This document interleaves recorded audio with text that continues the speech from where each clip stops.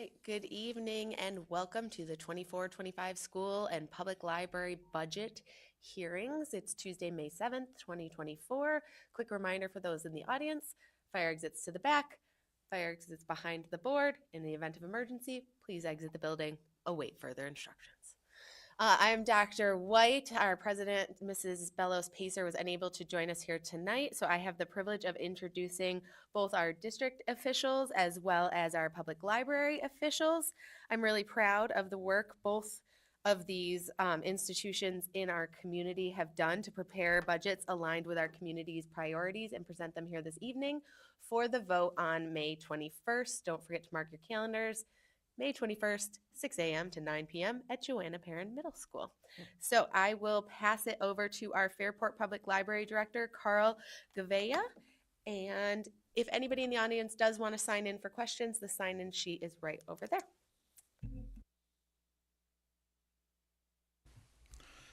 Okay, thank you. I want to thank the school district and Brett for giving me the opportunity to present the Fairport Public Library budget, proposed budget for next fiscal year. So first I want to start off with our ongoing and new challenges. We've got at the library, we've been facing, just as everyone else, inflationary pressures, staffing shortages, in regards to our vendors. Very often we'll have facility issues. We'll call a vendor to come in. We're lucky if we get a quote, and sometimes we have to hector the tech to actually receive a quote, and it creates difficulties whenever we have any sort of project that we need to explore at the library. Minimum wage increases have continued by the year end. We're looking at $15.50 an hour. Another new challenge that we've faced is in regards to the teen room. We've had some issues in the teen room with teens not making good choices in that space. So we went ahead and added a service desk like we have in the children's room to that space with all the equipment that we find at our other service desks.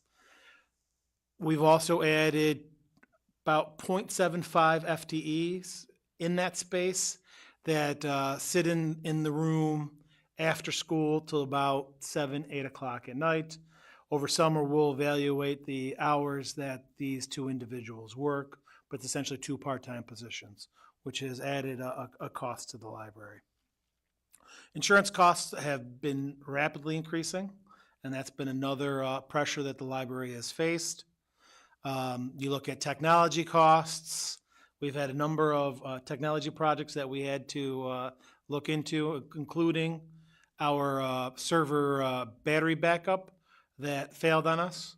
And we're going to be looking at a new server, not this fiscal, but in the following fiscal year. State mandated retirement contributions and healthcare costs have continued to, create pressures on our budget.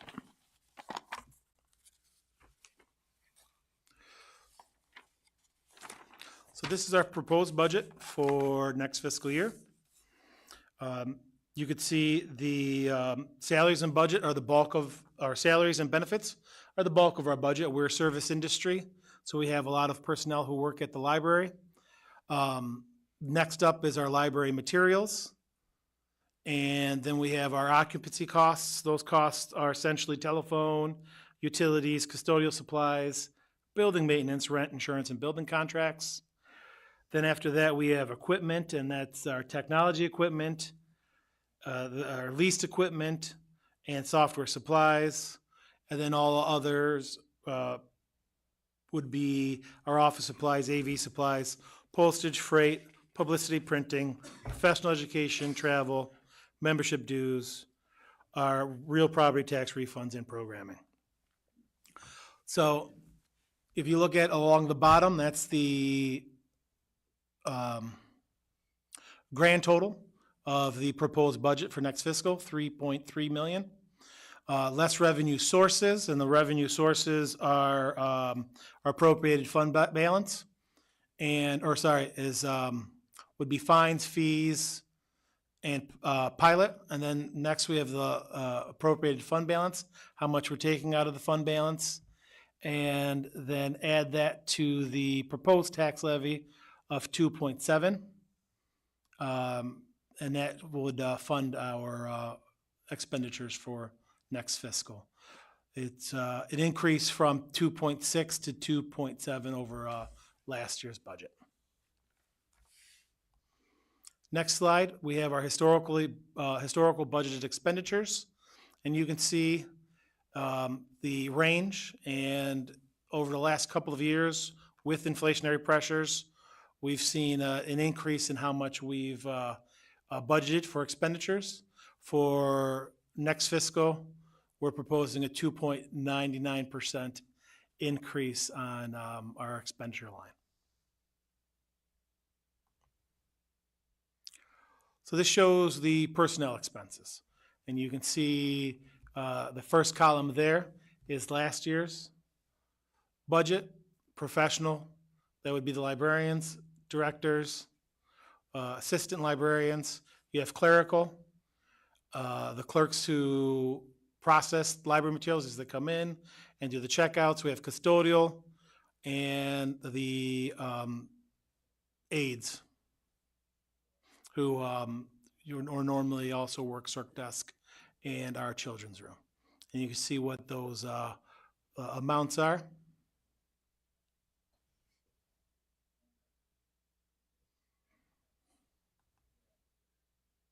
And this is just our benefit breakdown: New York State retirement, health insurance, FICA, and all other benefits, which includes EAP and a few others.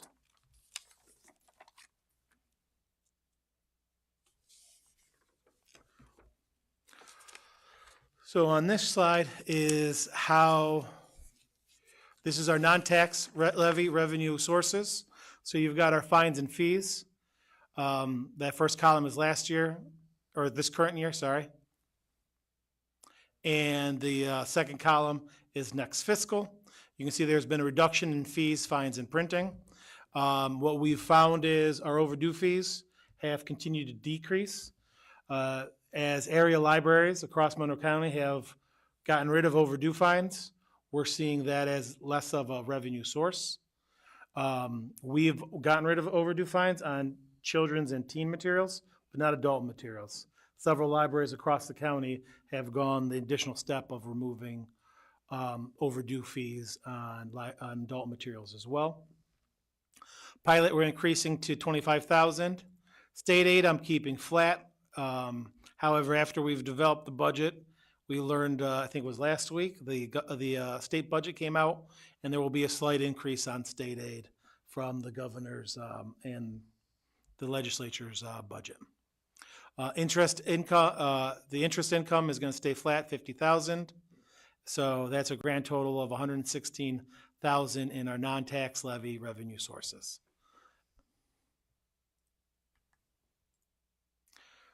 On this slide, you'll see the property tax levy cap calculation. And you can see that the top line is last year's tax levy, which is 2.6 million. And then you've got the growth factor below that, plus the pilot's receivable for the current year. And then you have the allowable levy growth factor, the 1.02, which is the 2%. And then from there, we have pilot's receivable for next year, removed, and then available carryover. The available carryover was the calculation of the rough amount that we could have increased the tax levy last fiscal, and we didn't, so we're able to carry over that amount to the next fiscal year. So that gives us a almost $2.8 million, or 3.78% potential increase. Then there was also the retirement exclusions, which increases it just a little bit to just over 2.8 million as our tax cap, which is 3.83. And the library board approved an increase of 3.5%, which is just under that 2.7 million. So the total allowable increase would have been 103,000. We've increased it by 94,000. And this just goes to show the public what percentage we have historically increased the tax levy by. And you can see we've had several years where we've kept the tax levy flat. 2016, 2017, 0% increase on that tax levy. And then coming out of COVID, we were concerned about the closure, the furloughs, and what that was doing with members of our community. So for those 2 years, we didn't increase the tax levy. So we had 2 more years of flat tax levy for the public library. Having done that, it means that now we're looking at maybe doing some catch up, and that's why, last year we did the 2%, but this year we looked at the 3.5% for that increase. And this is just a breakdown of our fund balance, what's assigned to capital projects, employee separations, library enrichment, technology improvements, repairs, and then our cash flow, and how much we've appropriated for this current fiscal year. Now this section is our service data, and you can see our total circulation continues to increase, and but the bulk of that is in digital materials. You can see there's about an 8,000 unit increase on digital materials, which would be our ebooks, our digital audiobooks, our streaming videos that people can also check out from the library. And we've continued to see visitors to the library increase as well. Last year we were about 239,000 visitors who came into the library, which is close to what we saw pre-pandemic, that 284 in 2019. I have to think maybe those numbers would be identical. Before the pandemic, we were using a different people counter at the library, and there was about a 6-month overlap, and I compared the two, the old version and the new version, which was touted to be more accurate, and the old version was giving us inflated numbers of people coming through the door. It was about 20%. So there was, this new version is supposedly more accurate, and I think that's why we're seeing the smaller numbers. And I think those numbers before the pandemic would have also been smaller as well. Definitely feels busy in the library, so.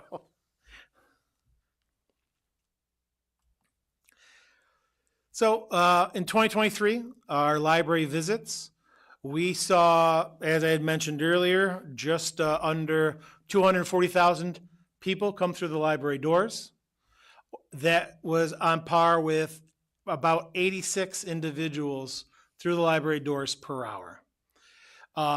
That's a lot. We see a lot of people coming into our library, which is fantastic. Of course, we have our busy periods. If you came in to the library on a Wednesday evening in the wintertime, it would probably be very slow in the library. But our summer months is when the library is hopping.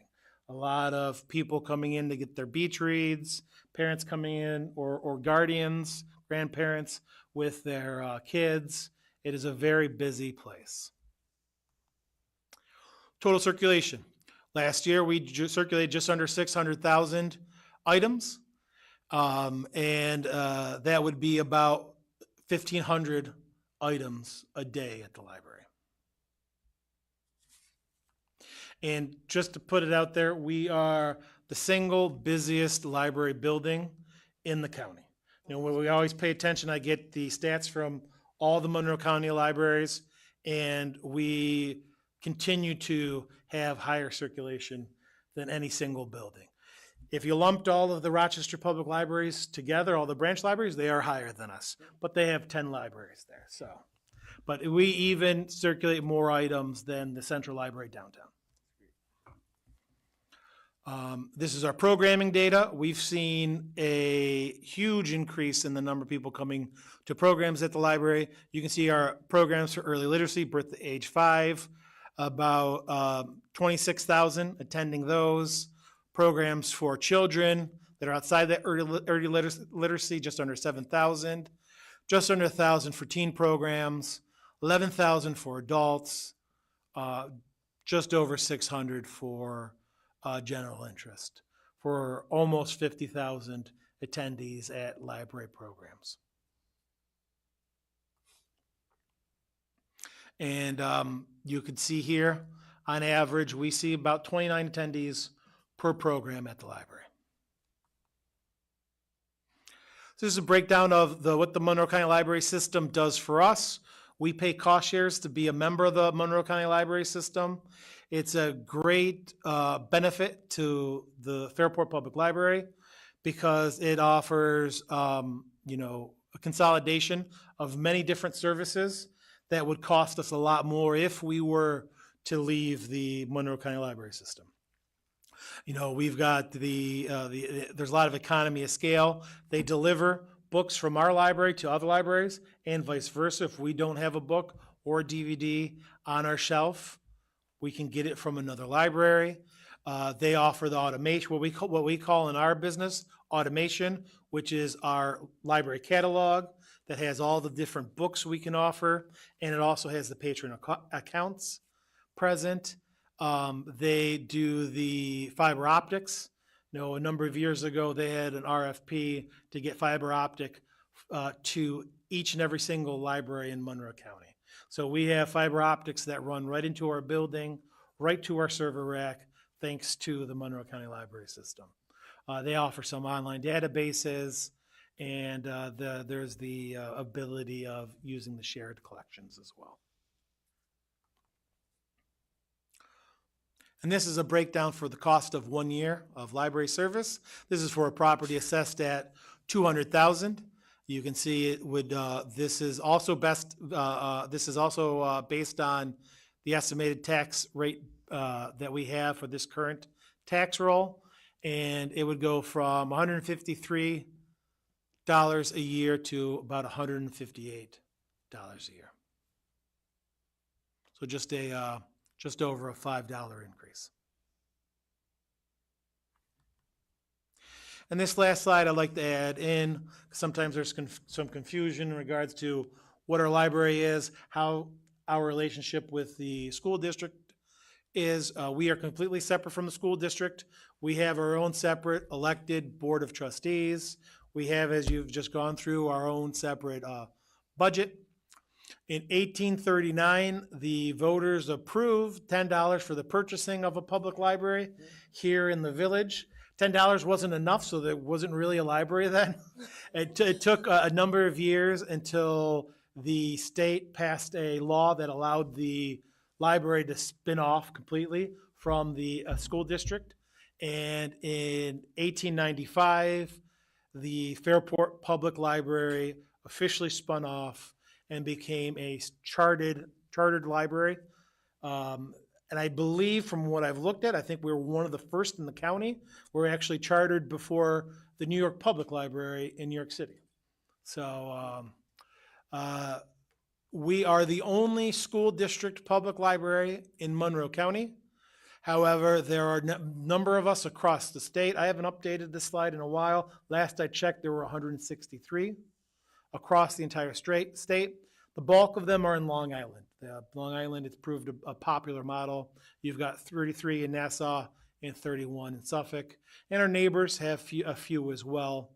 Owl, Ontario, Wyoming, Wayne, and Livingston each have 13. And Niagara has a total of 8 school district public libraries. And that's it for me. Thank you. Thank you. Superintendent Provenzano. Thank you, Carl. It's not surprising that our community has one of the highest usage rates. I mean, that's how we do things, right? It's really exciting. Thank you for coming once again. It's an honor to present the budgets in our respective areas. But I just want to say, before we get into the budget hearing, I just want to say thank you to Mr. Stevens and your team. Amazingly, the budget comes together. There's so many unknown variables. but you guys wade through the process, and it is a process. I also want to give much appreciation to the administrative team and support that they give to make sure that we're getting information in clear and concise ways so we can be transparent and thorough in our process. Staff and community members also have given incredible input. And tonight we're here to talk about the 24-25 budget. We're going to talk about the goals. I will be talking about the goals. I'll be talking about enrollments and some important factors that are influencing this budget. It's really fitting that we're talking about the three-part budget because if you take a look at what's happening just right now, if you walk around our facility, if you go outside, if you go to any one of like our Minerva DeLand, JP, they're playing softball as well. Our facilities are completely being used. Our programming is in effect. The board just approved how many, 4 or 5 field trips. There's students getting ready for exams. Classrooms are buzzing with all the end of the year celebrations. So it's fitting that we're talking budget as well. Mr. Stevens will be talking about the program, administrative, and capital components of the budget after I introduce and kick us off, and the revenue pieces and the voter propositions that are definitely here. But I also have to say thank you to our Board of Education. The Board of Education makes it a priority to create clear budget goals. It's a really intricate process. It's a long process, but the board makes it easy when they give us goals so we can create a program that allows us to reflect the goals and tells our Fairport story.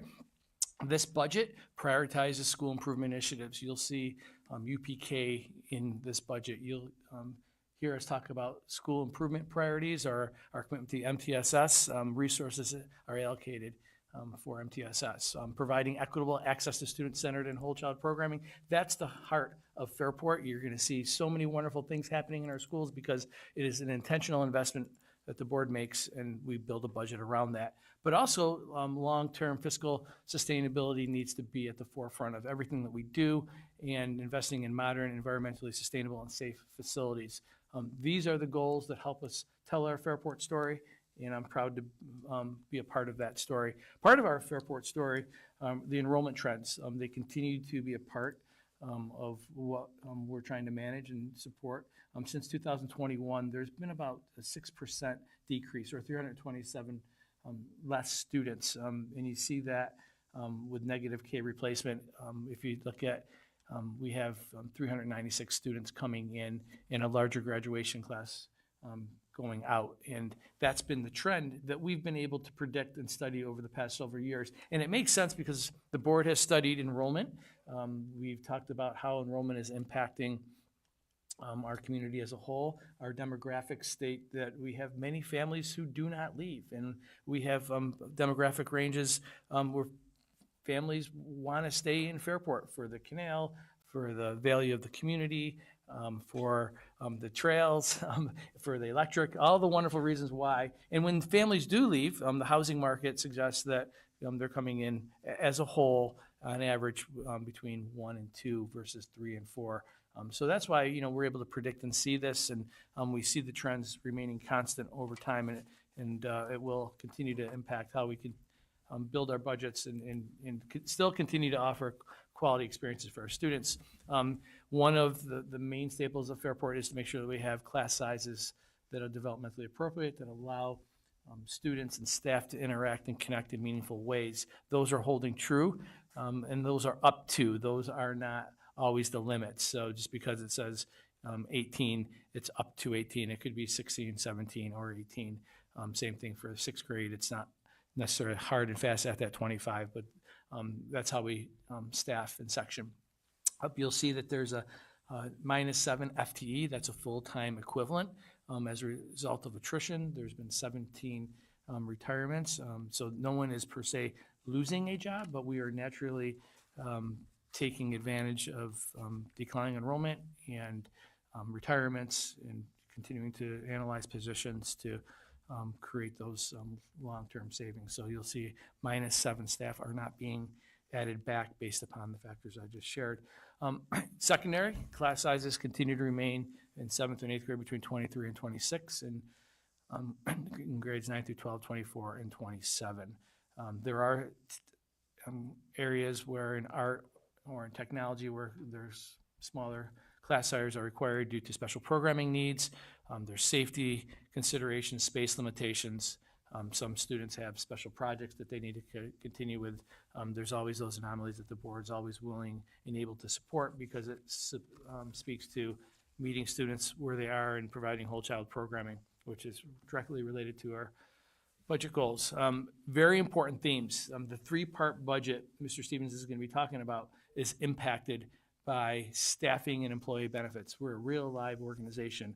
We need to be competitive. We need to continue to recruit and retain, and we have contractual obligations that we're honored to continue to uphold.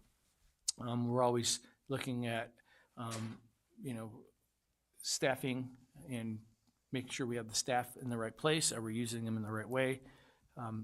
Federal stimulus funding expired, and in the next slide I'll talk a little bit about that, but we are needing to absorb some of the positions, which I have right here, from literacy and math specialists to summer school programming, extracurricular activities, making sure that we maintain our class sizes. We added staff to support middle school programming, very important for the middle schools and connecting with our adolescents.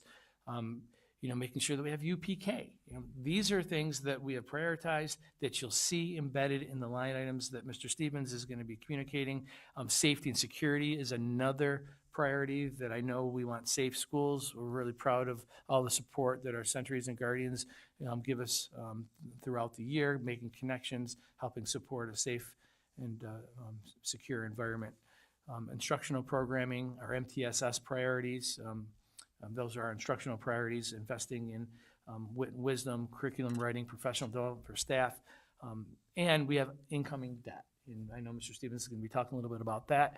That's what you're going to be seeing when you look at, anomalies or blips within each one of the categories that actually move the needle that Mr. Stevens is going to be referring to. On the revenue side, there's foundation aid. We didn't receive the fully funded foundation aid. I know that, Carl, you were alluding to that as well.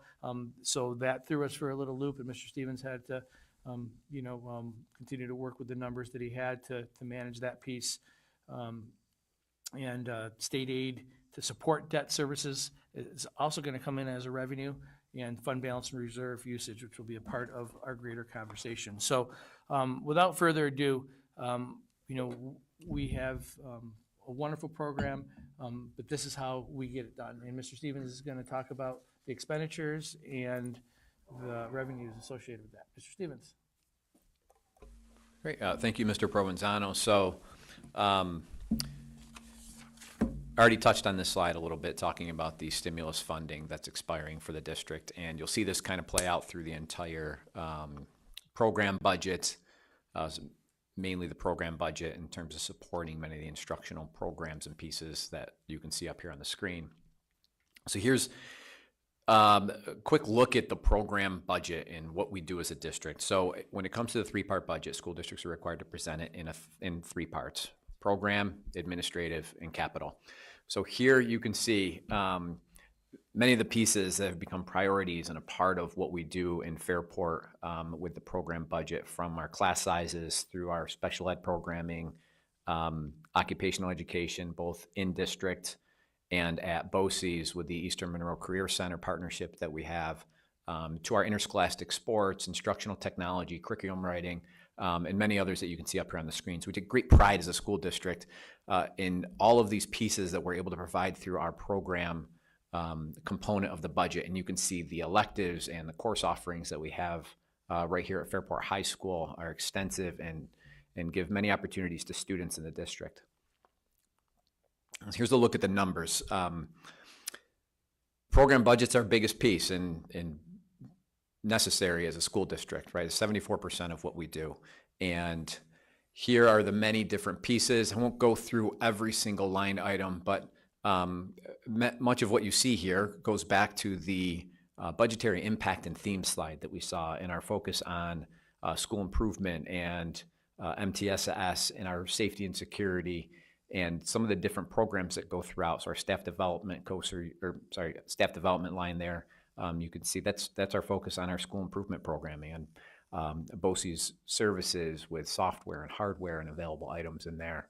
Our special programs has to do with our special education, our ENL programming, and there we have some increases in BOCES services and placements for students, as well as some outside placements for our students with special needs.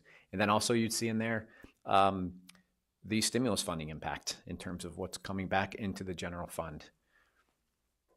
A decrease in transportation. We've had some success this school year in hiring drivers in Fairport, which has helped us reduce our contract transportation. So that's a reason you see a decrease in that line. And then transfer to special aid fund. This really is a movement between budget lines into general instruction related to our UPK programming. So originally budgeted as a transfer to our special aid fund with the understanding that previously it was to be coded in the federal fund. However, it's coded right in the general fund in terms of the expenses that we have locally for our share that's not covered underneath the grants. So an overall program budget increase of 3.71% or $4.3 million. Next, we'll talk about the administrative budget. So here it's, a lot of it's partnership based. You'll see some of it's the backbone of our services through BOCES, whether it's network services, our non-instructional portion of support to run many components that aren't in the program or capital side of the budget. So this goes from Board of Education through central office administration, other central services, like I mentioned, mostly technology related items. There's a non-instructional component to technology. Our BOCES services, our server services at BOCES. Other special items involves insurance. Insurance protection that we have as a school district in terms of having our liability insurance. Our instructional administrative support has to do with our building level administrative support. So that'd be anything it takes at the building level in terms of our principals, assistant principals, running the offices, the supplies, equipment, all of those pieces tie into actually each component of a budget in terms of what it takes for running the different areas. So here, just to highlight a couple, the Board of Education, that ties in our voting costs, any conference attendance, our district clerk. So you see a decrease here because of some consolidation of services at the clerk level. So there's a decrease of 22% in that line. The only salary paid within this line is the district clerk. So it's doesn't relate to any board member salaries or any of those pieces. So it's just strictly the district clerk's work under that line. And then our other central services, that's a big piece related to safety and security. So our network backups, and we've had some additional smart locks installed across the district in our buildings. There's additional security and service required as it relates to those items across the district. If you look and you walk through our buildings, you'll see classroom doors now have what's called an electronic door lock that we fob into. There's service requirements for those. Before we didn't have those, and it was just simply replacing locks and taking care of the keys if that took place. Now it's managing the electronic piece of this, and they do need to be serviced every once in a while. We do have, like anything else electronically, there can be some issues that come up, and we come and we fix them, whether it's replacing them or just simply servicing. Overall, an increase in the administrative budget of 7.31% or $1.2 million. Again, this is 11% of the overall budget. Next is our capital budget. So this is basically anything from our buildings and grounds to our debt service costs. 1.2 million square feet of building across the school district. That's between our 8 school buildings and our 4 administrative or support buildings that we have. 300 acres of grounds that are taken care of, mowed, cared for, striped, lined, anything that it requires our grounds department to manage to have the fields prepared to play, care for. Sometimes it requires recrowning a field because the drainage needs some work. So there's different pieces that go into care for our grounds as a whole. So within the capital budget, our operation, maintenance, and security, Here we see an 8.1% increase. This is impacted by inflationary costs, cost of supplies, equipment. We're seeing vehicle replacements double from when they were first purchased over 10 years ago. It's the cost of items going up over time that have impacted the district. And more recently, I think I've seen we've got some maintenance vehicles with over 80, 90,000 miles on them that we've continued to utilize, but some of those vehicles are plowing our lots, and when transmissions go, then there's a high cost for replacing transmission, and when they're pushing snow, it's certainly, they go a little bit quicker. So our department's done a great job at fixing, managing, and keeping those vehicles going, but we've continued to push off for quite some time replacement of these vehicles. So there's an impact there, as well as our security. We've had some increase in safety and security in the district in terms of surveillance, monitoring, cameras, all those different pieces that go into the security side of the entire school district. Bus purchases, another large increase you see here. I'll get to the next slide that has the bus purchase funding details, but again, vehicle costs we've seen them increase for diesel vehicles, and we're also looking to support a portion of this purchase with some of our capital bus reserve, which you'll see on the next slide in terms of the funding for buses. And it does include one electronic vehicle bus within the budget to be supported by a $400,000 grant budgeted on the revenue side as well. And should we not receive that grant, then obviously we wouldn't be moving forward with that purchase, because that would has an impact on the tax levy. So as we move through the school year and await the approval from the Dormitory Authority of the State of New York, then we would decide whether or not we'd be moving forward with that. But nothing is done at a fast pace when it goes through that process, so continuing to wait on that approval. Just to mention, employee benefits, you'd see that through each part of the budget. So program, administrative, and capital. Basically surrounds our health and dental insurance costs, our pension system costs, like the teacher retirement system, employers retirement system, our FICA Med Social Security costs that are a % of wages that the school's required to pay, unemployment insurance, workers' compensation.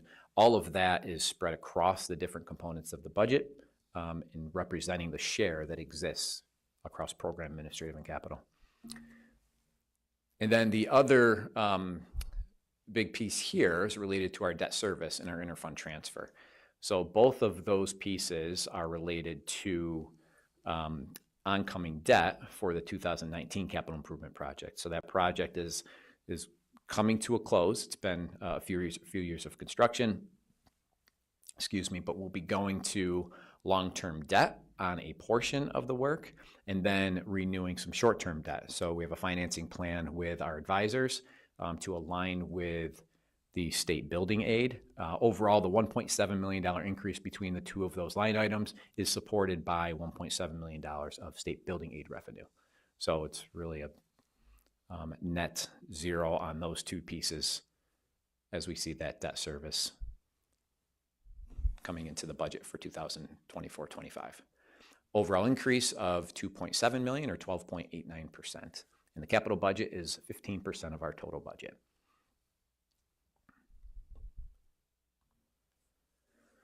Here's a summary and outline of the bus purchase funding. So the overall total cost of $2.4 million, less our trade-in allowance, more of a salvage value allowance because we're trading in 9 buses and we get about $4,500 a bus. So the total there of $40,500 for a net cost of $2.4 million.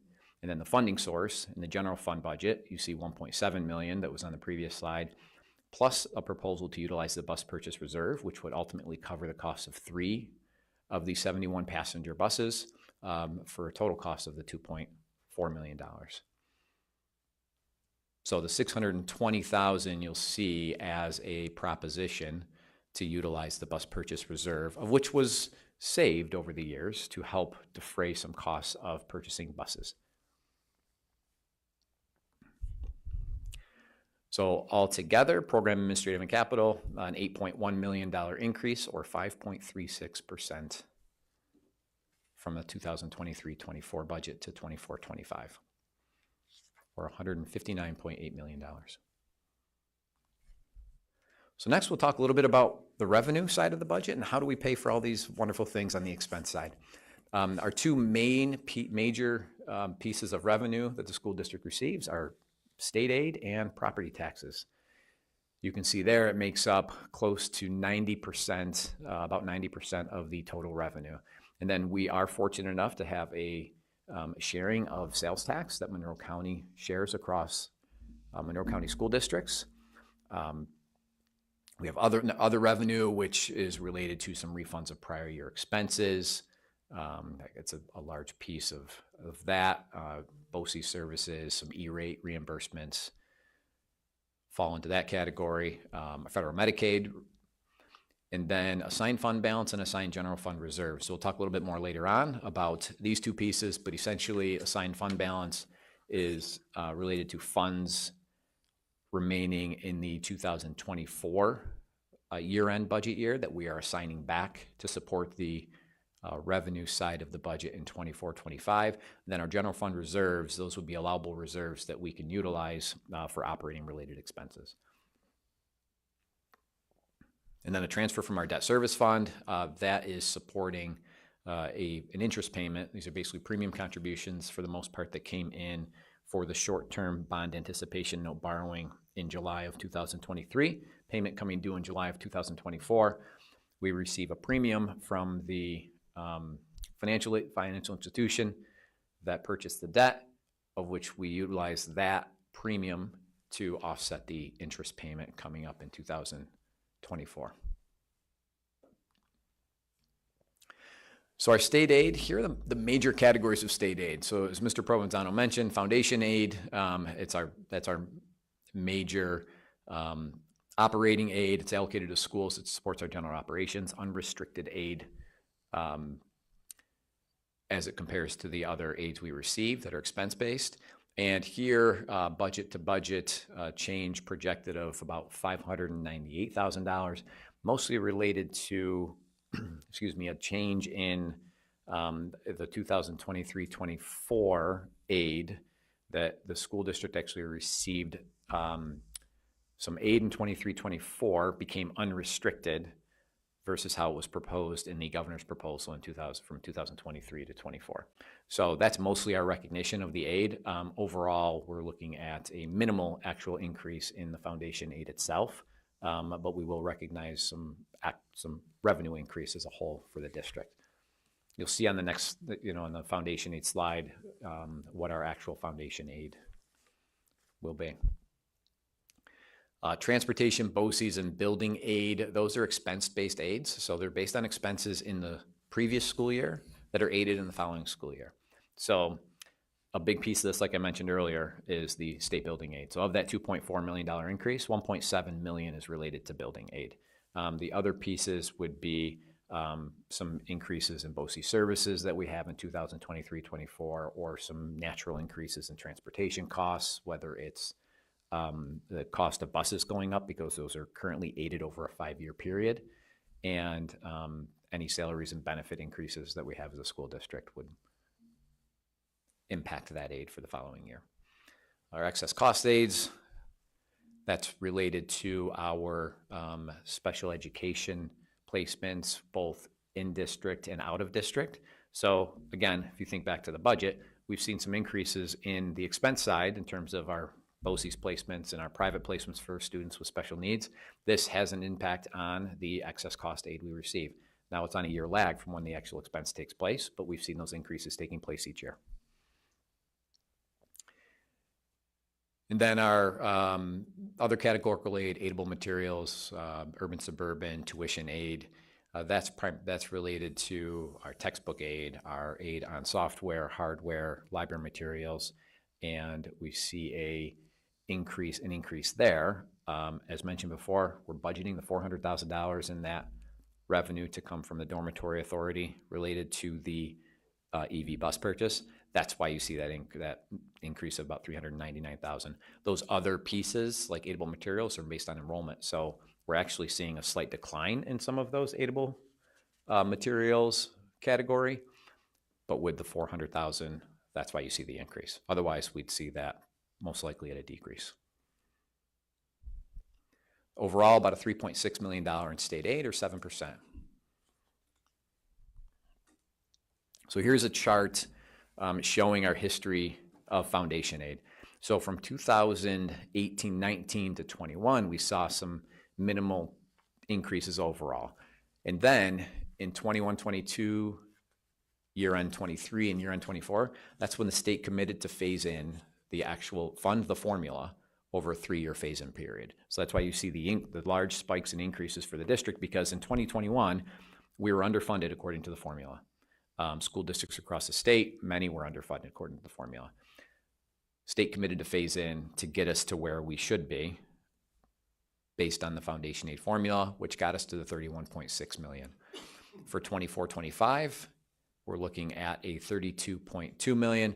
Again, that slight increase that we're seeing for next year is primarily related to, once our budget proposal was completed with projected state aids, then when the governor finally approved the budget, after many schools already adopt a budget for the following year, the restriction, when the legislative budget comes out, the restriction that was proposed by the governor on high impact tutoring aid was lifted and then became an unrestricted aid for the school. Otherwise, it was slated to be a reimbursable type aid. So that's a history of our foundation aid over the years, and we would expect at this point, as we project out, that we'll see more of the smaller increases, not similar to the 2021-22 through 2023-24. Here is the calculation for the school's tax levy limit. So you saw this in the previous presentation, but again, the formula that schools, municipalities have to use, starting with the prior year levy. I won't go through each number, but there's growth in the tax base in the town of Perrington, and then that's 1.0041. The 2%, as is much known across the state in terms of the cap, that is related to the lesser of 2% or CPI. So with CPI over 4%, school districts, municipalities were capped at a 2% increase. So we're seeing inflation go up, and then we're capped at that lower amount. So our costs are increasing. We have those impacts on the expenditure side of the budget, and then we're limited in what we can actually increase in terms of the tax levy itself. There's capital exclusions and pension exclusions. This is the first year in many that we've actually seen a pension exclusion. What that's related to is the employee retirement system had a growth in the average contribution rate of greater than 2%. So what means is any growth in the employer contribution rate greater than 2% is excluded from under the tax cap calculation. So we utilize our salaries established by the state, multiply it by that difference that's over 2%, and that brings us to the $14,898 for that exclusion. Again, we haven't seen that in over 10 years in terms of an exclusion to the tax base. So an overall tax levy limit plus the adjustments and exclusions of $87.7 million, or 2.83%. Again, part of the pieces within our own budget that helped keep the tax levy growth lower. We have some transfer from the debt service fund that's helping to pay off some of the debt, principal and interest, and then also utilizing the bus purchase reserve, proposing to utilize the bus purchase reserve fund to keep that out of the general fund as well.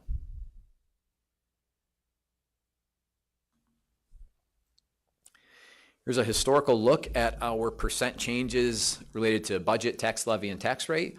And on average, 4.85% in the school budget over the years, experiencing the inflationary pressures overall as a district.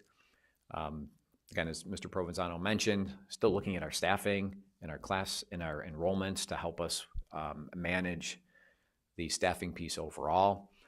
Our tax levy percent projected for 24-25 at 2.83%, and tax rate currently at 2.83% as well. We utilized the prior year assessments when projecting the percent increase in the rate. Typically, if you look at the blue line, if the tax base grows for the following year, The district isn't collecting any more in a tax levy. It's just dispersing the tax levy across the tax base and reducing the rate itself. So we're not collecting any additional funds, only collecting the tax levy that's proposed, and it's reducing the tax rate as a whole. It has an inverse relationship. The growth in the tax base has that inverse relationship to the tax rate.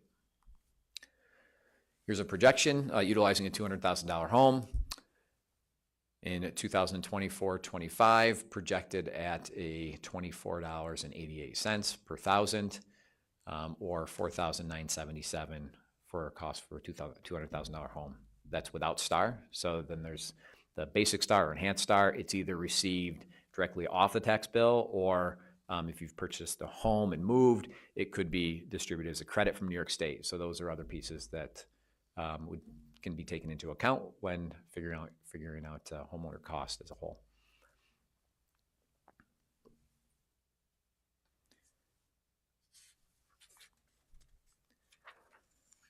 So here's a summary on the projected revenue for 2024-25.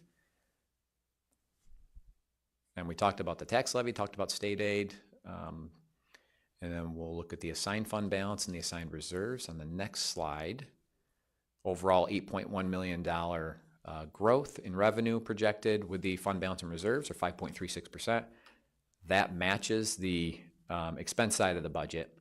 And here's a summary of the proposed uses of our fund balance and reserves to support the 24-25 budget. Again, assigned fund balance, proposing to increase that. We have some one-time revenues that are coming in 2023-24. For example, some FEMA reimbursement related to COVID expenses. Those have finally come through.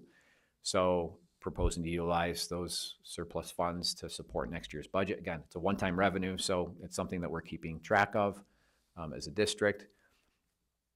And then proposing to use our tax certiorari reserve, our unemployment reserve, and the retirement contribution reserve meant for operating expenses related to ERS and TRS, the two retirement systems. So an overall usage of $8.7 million in the fund balance and reserves. And here's how it comes together in terms of our revenue as a whole. So we start with a total budget of $159 million.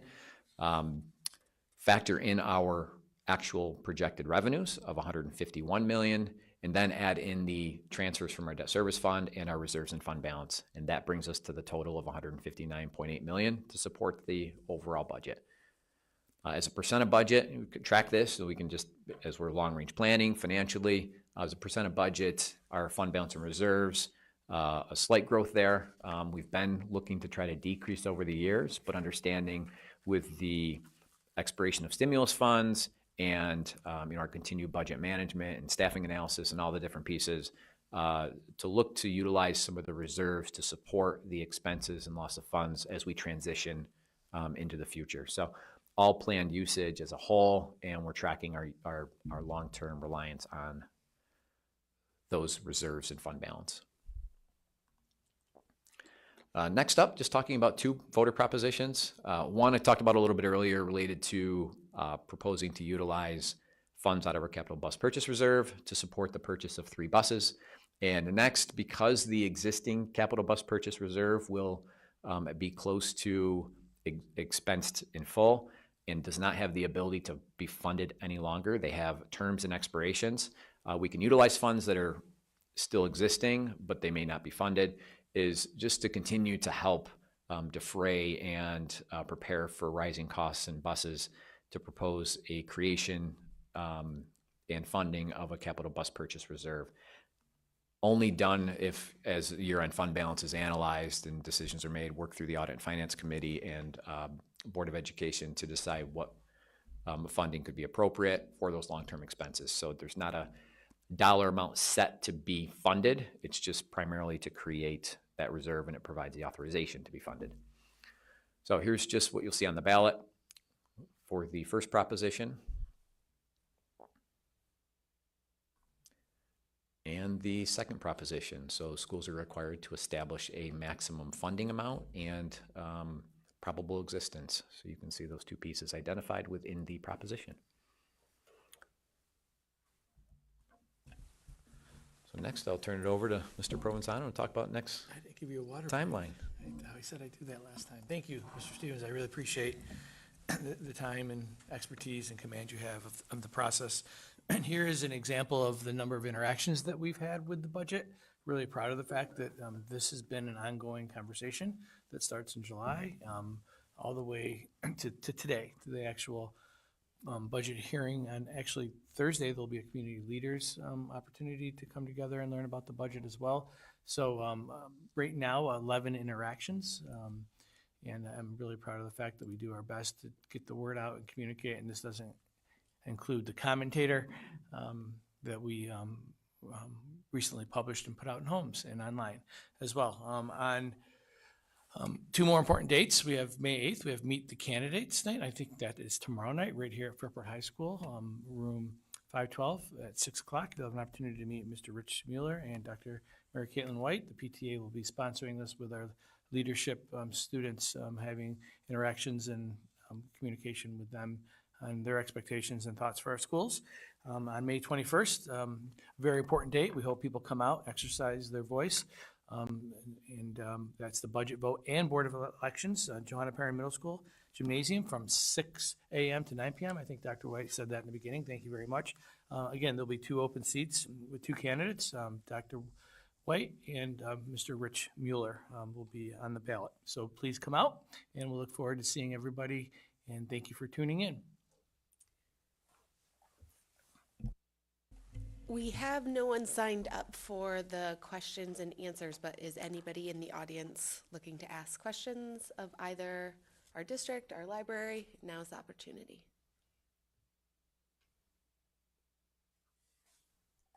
All right, seeing none, thank you all for joining us this evening. Thank you all for your expertise, and have a wonderful night. Drive safely. Thank you.